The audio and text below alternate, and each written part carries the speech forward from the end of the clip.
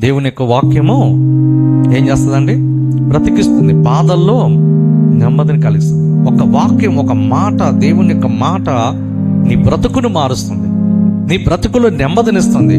వ్యాధంతో వచ్చావేమో, బాధలో వచ్చావేమో, కష్టంలో వచ్చావేమో, దుఃఖంలో వచ్చావేమో, అన్ని కోల్పోయి ఇక్కడికి వచ్చావేమో, నష్టములు ఇక్కడికి వచ్చి ఉన్నావేమో, ఆర్థిక సమస్యలతో సతమతమవుతూ, అప్పులు భారముతో కుంగిపోయి ఎలాగా అని చెప్పి ఇక్కడ దేవుని సన్నిధికి వచ్చావేమో.